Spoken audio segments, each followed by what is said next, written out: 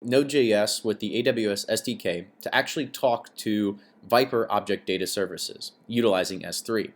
So the first thing we're looking at when we actually run this script is we're requiring a few different node package managers.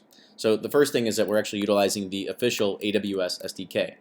To look at the AWS SDK, it's available, of course, online at Amazon. They have multiple SDKs for multiple different types of languages on how to actually use it. There's plenty of information on how to get it done and how to actually perform certain functions for all the different pieces in AWS, but today all we care about is AWS.S3, and we'll see that inside of here. And I'll talk about the file system as well as the other package manager called S3 here shortly. So what we're doing here is we actually have three different functions. The first function is actually creating the client. We can see that we're creating a new S3 client. We have our access key, our secret access key, and our endpoint. The endpoint actually is very important. We're actually talking to ViPR Object Data Services because we're not talking to AWS, or we're not actually talking to Amazon.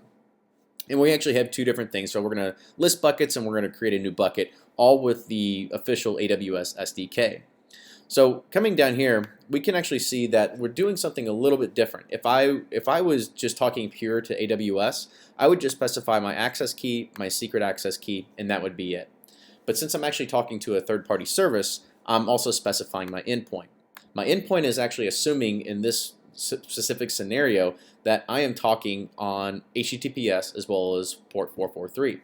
If I was talking on something, say port 80, and it was unsecure, I could do that. Or maybe I'm talking on port 10101 and it's still, secure. But for now, I know that object.viperonline.com actually runs in secure and port 443, so I don't need to specify any of those additional parameters. So as we can see, what we're going to do is we're just going to list the buckets pretty simply. So let's go ahead and do that. And from here, we can see that we have one bucket called S3 motion underscore ViPR01. Pretty easy to kind of see. Now what we also want to do is we want to create a bucket. To create a bucket, I'm going to add in my new method here, or my new command, and I'm actually going to pipe in the same thing. I'm going to pipe in the AWS client, and I'm going to call this new bucket called video demo bucket. Let me go ahead and get rid of the list buckets here, and we'll run it. And we can see that the new video mode bucket has been created. We can list our buckets once again, and we can see that we have multiple buckets. But now what we want to do is we actually want to list the objects. So I'm going to go ahead and I'm going to paste my new method in here, and I'm going to go ahead and uncomment the rest of this code. So to perform this, we're actually going to be utilizing a different node package manager called S3. The S3 node client is actually a high-level Amazon client. It actually makes things a lot easier in regards to uploading, downloading, listing, syncing directories, so on and so forth. So this is what I prefer to be able to use it because it actually saves a lot of lines of code to make it happen. Now the difference of what we're doing here, we're requiring to actually build a new client. So we're actually just calling S3 client, and the only difference is that since S3 client doesn't know how to talk to endpoint, we're actually just creating a new AWS S3 endpoint or client, and we're actually piping in endpoint, passing that as options and arguments, and actually returning the client. So now I can go ahead and I can see that I am piping in S3 ViPR site, and I want to look at video demo bucket. And we can see we don't have anything in here. So to kind of see what it looks like if we do have something in here, so let's go ahead and upload a file so we can see something in here. So I'm going to add my upload objects function into here. So this upload objects function is going to take a few different parameters. It's going to take some S3 parameters as well. It's going to call an uploader function. This uploader function is going to have plenty of callbacks on it, so as we can see, we can create different code snippets if we want to do something, whether it errors out during the progress of it as well as during the end of it. So let's go ahead and we will run this. And we should see that we are actually uploading a file from a specific folder that I have on my desktop. And we can see that we've now uploaded a file. Let's go ahead and list the objects once again.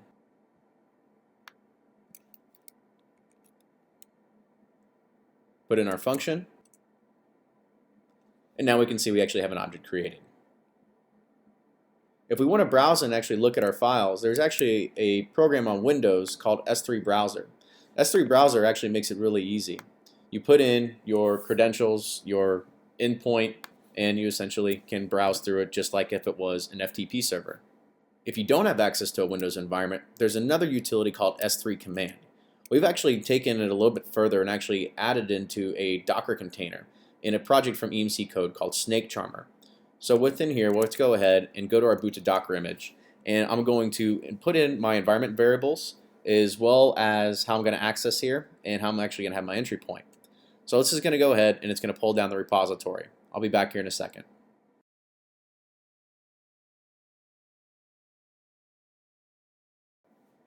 We can now run a few commands that actually just go ahead and we can list all the buckets we have in here. We can also look at all of the commands available to us.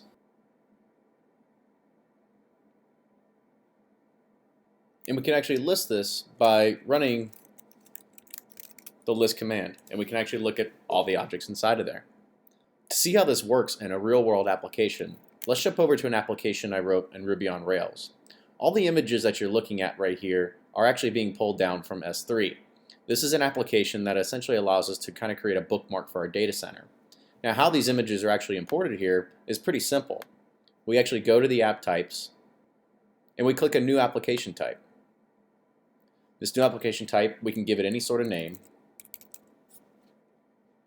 and we can choose a file.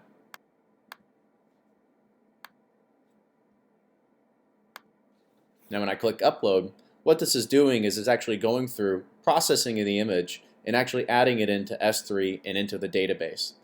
Great. Now when I go to my app types, I can see that S3 demo is actually configured right here. At the same time, I've also configured a few different things that allows me to actually delete it on the fly. So I can do this, and now it's deleted.